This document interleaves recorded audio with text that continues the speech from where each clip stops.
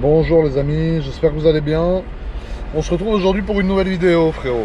Vidéo qui commence, comme tu peux le constater, en cabriolet dans les toutes dernières Continental GTC que Bentley Monaco m'a gentiment prêté, frérot, pour l'essai de la voiture, voilà, pour voir si c'est un véhicule qui me plaît ou pas. Peut-être pas pour venir en remplacement de ma Continental GT Super Sport. Bref, là, comme vous avez pu le voir, donc j'ai pris la voiture chez Bentley Monaco. Je vais vous la montrer de toute façon au cours de cette vidéo. Pour aller chez MM Luxury Custom. Pourquoi? Parce que j'ai mon ami qui a envoyé sa voiture de Dubaï pour la faire wrapper chez MM Luxury Custom en un truc assez insolent. Comme vous avez vu dans le titre, je pense, il s'agit d'une Bugatti Veyron qui est arrivée en avion par le biais de la compagnie Emirates. Voilà, Emirates qui est une compagnie très connue, frérot, qui est très connue, bref. Et mon pote du coup a envoyé sa voiture par Emirates. Donc en fait, ils ont chargé la voiture dans un cargo, ils l'ont mise dans l'avion à Dubaï et ils l'ont livrée à l'aéroport de Nice Côte d'Azur, pour être plus précis.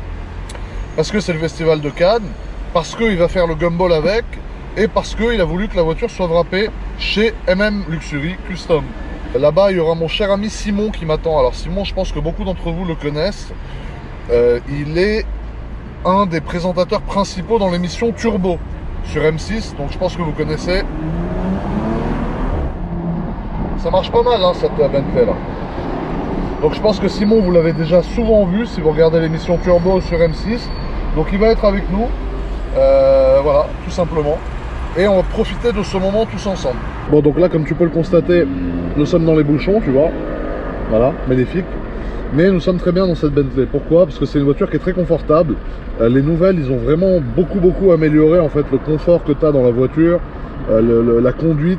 On a l'impression qu'elle est beaucoup plus légère, beaucoup plus agile en fait que l'ancienne, qui paraît beaucoup plus lourde du coup comparée à celle-là. Et c'est vrai qu'à chaque nouvelle génération de Continental GT, ils améliorent beaucoup. Deuxièmement, c'est une voiture qui attire beaucoup l'œil. Pourquoi? De par sa configuration, que je vais vous montrer tout à l'heure assez rapidement. Elle est bleue en fait, un bleu très électrique. Donc c'est pas mal du tout, avec le côté cabriolet, tu vois, et le côté nouveauté, parce que c'est une toute nouvelle voiture, les gens n'ont pas encore l'habitude de l'avoir, donc elle va vraiment attirer le regard des gens en fait. Après tu vois, le moteur est très nerveux, hein. Des fois il va s'exciter d'un coup comme ça. Là on est parti, frérot, on a eu l'impression de faire un launch control, c'était assez magnifique, c'était très sympathique même. Donc voilà, les gens me regardent parce que je parle tout seul dans la voiture, avec des caméras dans tous les côtés, donc ils se demandent si je suis pas un peu dérangé, hein. Franchement tu vois, la Veyron, c'est une voiture que je suis vraiment content de vous montrer en vidéo, parce que c'est une voiture qu'on m'a souvent demandé. Alors je vous ai fait des chirons, je vous ai fait la voiture noire à 17 millions d'euros, je vous ai fait des chirons sport, et là je vais vous filmer une Veyron. Et je vais vous faire la surprise en fait de quel est le projet qui va être réalisé sur cette voiture. Parce qu'il va y avoir un projet de malade mental qui va être réalisé dessus. Parce que comme j'ai pu vous le dire, la voiture va faire le Gumball 3000. Et pour le Gumball 3000, vous savez qu'il faut une déco assez spéciale. Donc, en gros, là, je vais vous filmer la voiture d'origine et je reviendrai vous la filmer quand elle sera prête. Voilà, avant qu'elle parte, en gros, pour le Gumball 3000, je vous montrerai le résultat final et vous verrez que elle sera vraiment très énervée. Vraiment. Putain, je te jure, frérot, Cannes, c'est un bordel. Mais jamais je reviens là, frère. Pendant le festival, c'est horrible. Je suis allé faire un petit tour, déposer une amie. J'ai passé mon temps dans les bouchons, frérot. En cabriolet, j'ai pris un coup de soleil parce que j'étais en cab, une insolation. Là, j'ai hâte d'arriver chez MM, de voir cette putain de Veyron de fou furieux là, de m'installer dedans, de vous la filmer. Je sais pas pourquoi, ça me fait vraiment plaisir de filmer cette voiture. Tu vois, ça fait du bruit quand même, la jeune Bentley de coiffeur dynamique. T'entends surtout le bruit des turbos en fait, parce que c'est un gros W12. Du coup qui est aussi voilà, boosté par des turbos qui ont l'air assez énormes, parce que tu vas constater là, dès que ça va se dégager un peu devant, je vais faire une petite accélération très saine et très douce, et tu vas constater le psh, comme ça, tu vois. J'ai essayé de reproduire ce son à l'identique, tu vois, regarde, t'entends, t'as l'impression que c'est une pompe, le truc. Ah, tu vois. Je me suis un peu emballé là dans l'explication. Tu sais, des fois j'ai des moments d'excitation comme ça qui arrivent de nulle part, donc excuse-moi, ne m'en tiens pas rigueur. Mais c'est vrai que c'est un véhicule très sympathique. Donc voilà, nous sommes maintenant en train de nous insérer sur l'autoroute. Alors vous allez voir, malgré le fait qu'on est en cabriolet, la voiture est bien construite. On va pas avoir trop le bruit du vent en fait à l'intérieur. Tu vois, par exemple, là pour t'insérer, tu vois, t'as pas trop de problème. Tu vois, ça y va au couple. Voilà. Bon, après, il y a toujours du vent à l'intérieur, évidemment, parce qu'on est quand même en cabriolet. Mais c'est pas énorme, tu vois. Je veux dire, normalement, à cette vitesse-là, t'as le bruit du vent, ma casquette, elle s'envole et tout. Là, on est vraiment tranquille, tu vois. Après, excusez-moi si au niveau du micro, c'est pas le top. Mais là, tu vois, on est quand même à 95 km/h en cabriolet.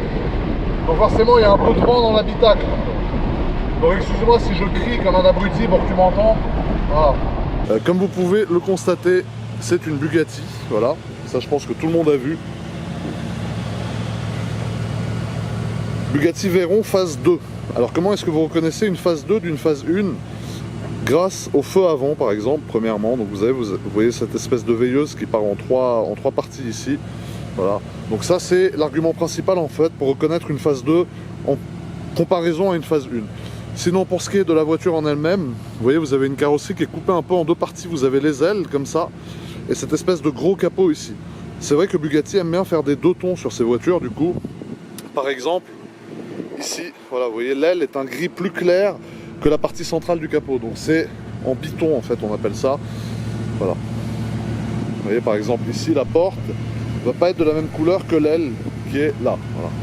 Ensuite, là, nous avons levé l'aileron, comme vous pouvez le constater. Donc c'est un aileron qui est assez énorme. Voilà, vous voyez, en fait, c'est tout un bras qui va se déployer et qui va laisser apparaître ici les catalyseurs de la voiture. Donc là, vous voyez, vous avez tous les catalyseurs. Ça chauffe beaucoup par là, donc c'est mieux d'éviter de rentrer ta main à l'intérieur, tu vois. Et avec l'aileron levé, du coup, je trouve que la voiture a beaucoup plus de gueule qu'avec l'aileron fermé, forcément. Pour ce qui est des jantes, ça aussi, c'est les jantes de la phase 2. C'est les jantes qui ne sont pas dispo sur la phase 1. C'est-à-dire qu'en fait, voilà, c'est des jantes chrome qui vont être chromées avec cette forme assez sympa que j'aime beaucoup. Les pneus, c'est des Michelin, c'est des pneus qui ont été faits spécialement pour la Bugatti Veyron. Et si je dis pas de bêtises, je crois que c'est quelque chose comme 37 000 € pour changer les 4 pneus sur cette voiture. Parce que c'est des pneus très spéciaux qui ont été faits exactement et uniquement pour cette voiture-là. Voilà. Donc vous voyez, je vous fais un petit tour rapide de la voiture.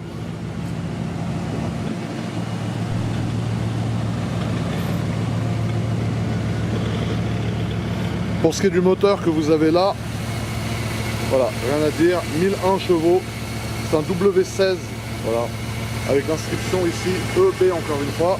Et ici c'est prise d'air en fait pour venir choper l'air qui va arriver donc de l'avant de la voiture, vous voyez, voilà, et venir refroidir le gros moteur qui se trouve derrière. Donc ça c'est un peu, voilà, pour ce qui est de l'extérieur de la voiture. Ici on a des prises d'air latérales avec des radiateurs pour venir refroidir encore une fois le moteur. On a des freins qui sont cachés là, freinage céramique bien évidemment, étrié avec l'inscription Bugatti dessus. Et vous voyez les pneus, voilà pour ce qui est de la dimension. C'est du 365 derrière, donc c'est relativement gros. Et à l'avant, voilà. Alors vous voyez, quand vous êtes installé à bord de la voiture, en fait, vous avez cette clé là, qui est l'équivalent des anciennes clés Bentley en fait. Vous la mettez là, vous mettez le contact en premier. Donc une fois que vous avez mis le contact, vous voyez, il y a tout qui s'allume. Et ensuite ici, vous avez le bouton Start, là. Voilà. Et là, le W16 se met en marche. 1001 chevaux. Donc la voiture fait plein de bruits bizarres, plein de trucs. Je pense que c'est un peu tout qui se met en place. Donc vous voyez, vous avez le compte tour ici. La zone rouge commence à 6600-6700 tours. Vous avez le compteur de vitesse ici, qui affiche 420 km/h. Et ici vous avez l'indicateur de puissance, c'est-à-dire que cette aiguille va vous indiquer en fait le nombre de chevaux que vous utilisez en temps réel. Donc voilà au niveau du tableau de bord. Après on a température d'huile ici, et ici on a le niveau restant d'essence en pourcentage. Donc là il reste 20% d'essence à peu près. Pour ce qui est de l'intérieur, vous voyez on a ce très beau volant couleur beige avec le EB ici pour Ettore et Bugatti. Ici on a le levier de vitesse, donc vous voyez pour mettre en neutre, vous voyez vous avez tout le schéma ici. Voilà pour mettre neutre, drive ou parking. Voilà, donc ça c'est comment utiliser le levier de vitesse. Ici vous avez l'indicateur pour la radio. Voilà. Ici vous avez une très belle horloge. Ici vous avez les warnings. Et ici vous avez tout le système de climatisation en fait. Il n'y a pas d'ordinateur de bord dans la voiture, tout se fait en fait à partir d'ici. Vous avez la radio à partir d'ici en fait, ça c'est la radio. Voilà, ici vous avez une boîte à gants. Voilà, ici donc vous avez la porte évidemment parce qu'il y a deux portes. Et vous voyez, si je ferme par exemple cette porte là, voilà, vous voyez d'un coup ça se ferme. Là vous avez le petit rétroviseur qui est caché là. Et ici vous avez les deux boutons pour les fenêtres. Donc cette fenêtre là, voilà, ça va se baisser comme ça. Et la fenêtre ici. Je vous rappelle que cette Veyron est une Veyron grand sport. Donc grand sport, c'est-à-dire que le toit s'enlève. Vous voyez, donc on peut enlever le toit et ensuite la voiture sera en cabriolet. Bon, ça on va éviter de le faire. Et là vous avez du coup le toit qui est vitré, qui est là. Voilà. Et ici vous avez le moteur. Donc vous avez un accès direct au moteur en fait depuis l'habitacle. Vous arrivez à apercevoir le moteur dans une petite vitre. Et là encore une fois vous avez le signe EB pour Ettore et Bugatti, voilà, pour rappeler la marque de la voiture. Au cas où t'aurais oublié, parce que bon, c'est pas comme si elle était écrite en plein milieu du volant, frérot. Alors vous voyez, il y a un truc qui est pas mal, c'est qu'en fait quand vous mettez la caméra de recul, elle apparaît dans le rétroviseur. Vous voyez, donc avec la boîte de vitesse qui est là, en fait vous allez sélectionner la marche arrière comme ça. Ici vous avez donc le fait que vous êtes en marche arrière, et du coup sur le rétro ici, il y a la caméra de recul qui apparaît, voilà, vous voyez. Donc quand on tourne le volant, après ça tourne. Et voilà, donc ça c'est un petit gadget aussi qui est pas mal, parce que c'est vrai qu'il n'y a pas d'écran en fait sur le tableau de bord de la voiture ici, donc il n'y a pas de caméra de recul du coup forcément. Bon les amis, j'ai un ami justement qui m'a rejoint, qui se trouve là, qui s'appelle Simon. Donc Simon, comme j'ai pu vous le dire tout à l'heure dans la Bentley, je pense que beaucoup de gens le connaissent, parce qu'il est du coup un des présentateurs, c'est ça, de Turbo. Les journalistes reporters de Turbo. Journaliste reporter, pardon, de l'émission Turbo, donc sur M6. Je sais pas si vous vous rappelez, j'avais fait un sujet avec Simon sur le Bentayga à l'époque. Beaucoup d'entre vous l'avaient vu, c'était il y a quelques temps déjà. Ouais, c'était il y a 3 ans. Ouais, c'était il y a 3 ans, voilà quand même, tu vois comme quoi le temps passe vite. Et on se retrouve aujourd'hui, du coup on a gardé contact depuis l'émission, etc.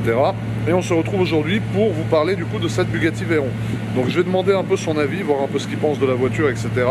Au niveau de l'extérieur, bref, en gros je vais te poser quelques questions assez basiques. On va inverser les rôles, quoi. Voilà, ouais, on inverse les rôles en gros. Parce que bon, c'est quand même un pro, il en a vu une tonne des voitures. Et du coup ça m'intéresse en fait qu'il vous donne son avis qui sera peut-être un peu plus poussé, ou en tout cas différent du mien. Bon alors, toi t'as l'habitude d'être face à la caméra, donc je m'inquiète pas pour toi. Je sais que des fois il y a des gens, ils ont le trac un peu. Non, ça va, ça va. Toi ça va, je sais que t'es rodé. Du coup Simon, qu'est-ce que tu penses toi de la Bugatti Veyron? En quelques mots comme ça. Bah en fait c'est depuis les débuts de ma carrière journalistique, c'est un petit peu la voiture qui me faisait rêver, quoi. Ouais. C'est la voiture de tous les superlatifs en fait. Ouais. Je l'ai dit tout à l'heure, 1001 chevaux, de l'aéro de folie, des freins énormes, des jantes énormes, un prix évidemment proportionnel à tout ça, des performances qui sont pas stratosphériques. Ouais. Et en fait c'était l'auto que j'ai toujours voulu rouler. Ouais. Et ben figure-toi que j'ai jamais roulé avec. T'as jamais roulé avec une Veyron? Jamais roulé avec une Veyron. Bon ça c'est la chance de mon collègue qui peut faire ce genre d'essai, Veyron, Chiron, EB110 pour les plus anciens. EB110 aussi? EB110 aussi, ouais. Un petit peu toutes les Bugatti modernes. Ouais. Et c'est vrai que celle-ci, elle est quand même assez incroyable. Elle a un look qui est quand même assez particulier. Hein. Ouais. On n'aime pas, c'est vraiment très clivant. Moi j'aime bien, je sais pas ce que tu en penses. Moi franchement j'aime bien, et je trouve pas qu'elle a pris un coup de vieux si tu compares à la Chiron par exemple. Je trouve que la Chiron, elle lui a pas mis une claque forcément, tu vois. C'est un style différent, c'est plus dans l'air du temps de l'époque. Les années 2000, c'est un peu plus rond. Ouais. Moi, ça me fait penser à un gros scarabée, tu vois, un peu vénère. Ouais, c'est vrai qu'elle est énervée quand même, la voiture. Avec l'aileron levé derrière, t'as vu, c'est méchant avec l'aileron derrière. L'aileron, il fait vraiment la différence. Avec aussi, évidemment, les deux prises d'air, le double bosselage. C'est beau ça. Hein. C'est carrément beau. On avait l'habitude plus chez Zagato par exemple d'avoir des bosselages mais qui sont beaucoup plus on va le dire fins dans le dessin. Là c'est une voiture qui est, quand tu la vois, tu restes. Elle en jette hein. Ouais. C'est une des rares voitures que quand tu la vois elle te coupe le souffle un peu. C'est ça, tu tournes en fait. Ouais. Quand tu la vois apparaître, moi à chaque fois que j'ai vu une Veyron apparaître, pourtant j'ai plein d'amis qui en ont, bon moi j'en ai pas mais j'ai plein d'amis qui en ont, et c'est vrai qu'à chaque fois que je vois cette voiture, bah putain elle te met une claque quand même. Elle a une prestance je trouve qui est tout simplement énorme quoi. C'est une auto vraiment particulière. Ouais. Dans tous les sens du terme évidemment. Ouais. Et puis là on a de la chance parce qu'on l'a dans une version assez sobre. Ouais. Une couleur qui lui va bien finalement, c'est assez élégant. Elle va pas rester longtemps comme ça. Hein. La couleur d'après, frérot, la couleur d'après sera beaucoup moins sobre que celle-ci. D'ailleurs on vous fera une vidéo sur la couleur qu'elle aura après, parce que là on vous la montre d'origine. En gros voilà, je vous présente un peu la Bugatti Veyron avec Simon qui est là. Mais après, je vous montrerai la vraie Veyron, c'est voilà, celle-là, mais celle avec laquelle mon ami va faire le gumball, c'est-à-dire la configuration qu'elle aura eue pour le gumball. Donc vous voyez ici, ce qui est impressionnant, c'est ça. Alors tu as vu, quand tu ouvres l'aileron, c'est incroyable, comme tu arrives à apercevoir en fait tous les ce qui se passe en dessous. Ouais, tous les orifices entre guillemets de la voiture. Ce qui est assez incroyable aussi, c'est ça, c'est hein. son moteur. Ouais. Quand on est au ralenti, ça fait déjà un joli bruit et tu te dis que franchement, t'as qu'une envie, c'est de taper dedans. Et j'étais hyper surpris quand j'ai conduit la voiture, c'est hyper souple. C'est très souple, t'as l'impression de conduire une Bentley en fait. Oui, c'était un peu la philosophie de l'époque, c'est une voiture qui va très vite en ligne droite évidemment, à plus de 400 km/h. Ça devait rester quand même une auto qui devait pouvoir se rouler quasiment au quotidien. Évidemment, c'est relatif. Hein. Non mais c'est vrai qu'au quotidien, moi je pourrais la rouler je pense. Après il faut assumer les coûts, parce qu'on parlait au niveau des coûts tout à l'heure, je crois qu'une jante c'est 20 000 euros, les 4 pneus je crois que c'est 37 000 euros. Et les révisions, ça doit être assez colossal. Donc la boîte de vitesse, elle coûte 100 000 euros. Ouais, la boîte de vitesse coûte 100 000 euros. Bah après, c'est une boîte, je pense, qui encaisse tout ce couple. C'est quand même pas mal de couple et tout sur la voiture. Et il faut une boîte qui soit quand même assez solide, quoi. Donc voilà, les amis, pour ce qui est un peu de l'extérieur. Voilà. Là, vous voyez, comme a pu le dire Simon juste avant, elle a une configuration qui est très sobre. C'est-à-dire, c'est pas une configuration ultra énervée. C'est très tranquille. Vous voyez, c'est gris comme ça, c'est sympa. C'est classe, entre guillemets. L'étape d'après, vous allez voir, ça va être beaucoup plus méchant que ce que c'est maintenant. Alors celle-ci, c'est une Veyron normale, donc vous avez une seule sortie d'échappement. Après, vous avez les Veyron vitesse qui ont 1200 chevaux, qui ont 2 sorties d'échappement. Et vous voyez ce gros diffuseur en dessous, voilà, qui est vraiment immense. Et cette plaque qui vaut à peu près le prix de la voiture, frérot, à mon avis. K47, donc qui rappelle un peu AK47, voilà. Et ici le gros signe EB encore une fois. Maintenant pour ce qui est de l'intérieur, vous voyez, vous ouvrez la voiture comme ça. Et là vous avez l'intérieur. Donc l'intérieur est beige. C'est un intérieur très sympa. Voilà, vous voyez.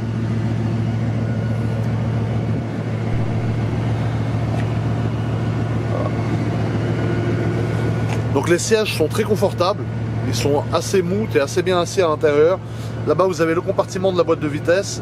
Et ici vous voyez, là vous avez le bouton qui va vous permettre en fait de venir baisser l'aileron. Donc c'est ce bouton là qui va en gros ordonner à l'aileron de se lever ou de se baisser. Voilà.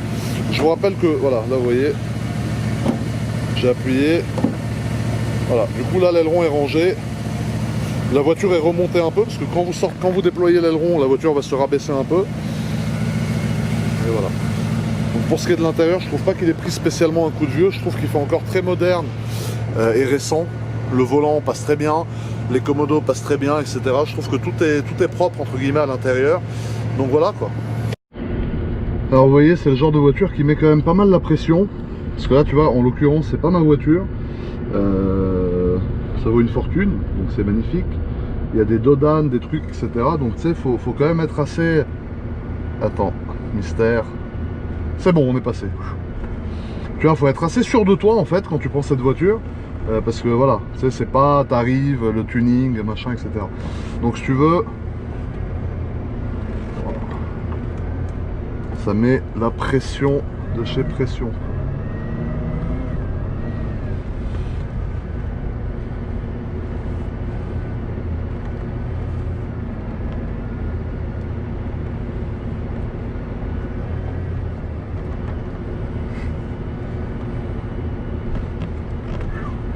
Donc voilà, premièrement, comme j'ai pu vous le dire avant, conduite très souple. Donc tu vois, la voiture n'est pas, ce n'est pas entre guillemets hardcore à conduire, tu vois, c'est plutôt souple. Alors attends, là on va faire une petite manœuvre. C'est toujours un moment délicat les manœuvres avec des voitures comme ça.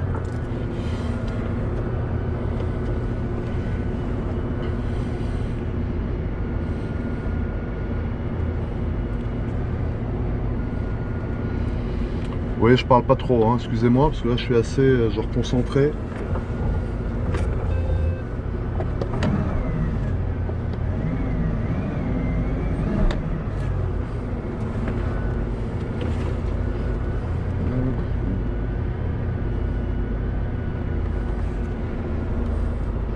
Voilà, c'est passé.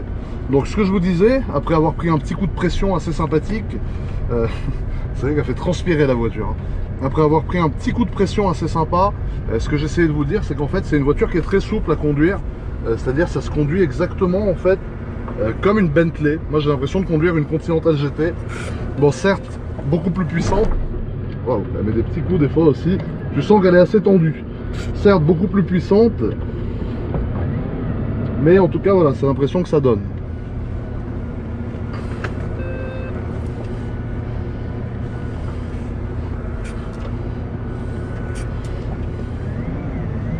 Là, vous voyez, c'est doux. Là, on appuie, ça bouge pas. C'est souple au niveau de l'amortissement. Voilà, le plus dur est fait.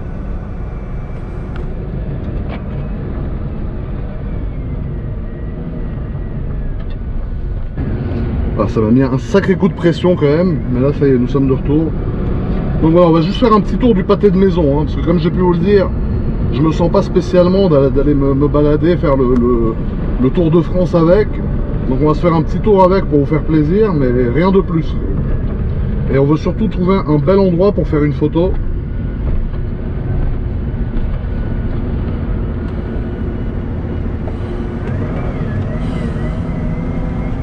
C'est vrai que les gens s'arrêtent, tu vois, les gens s'arrêtent carrément au milieu de la route en fait pour faire des photos de la voiture. Tellement c'est rare en fait de voir cette voiture là, et tellement ça va choquer les gens, bah, si tu veux, voilà, ils s'arrêtent pour faire des photos de la voiture, c'est assez impressionnant.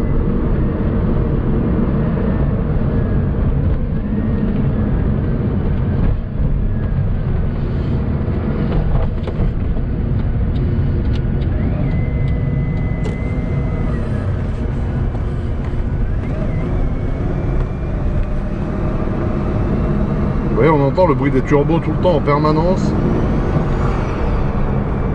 Le bruit des turbos est vraiment très présent dans la voiture.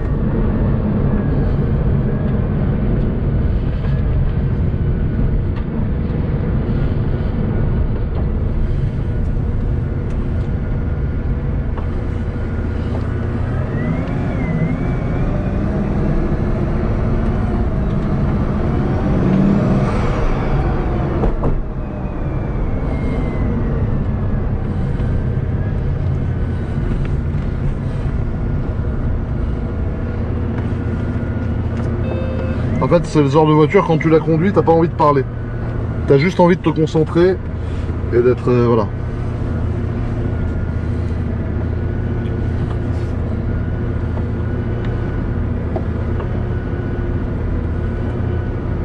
Ah, la caméra de recul, tu vois rien dedans. C'est un enfer.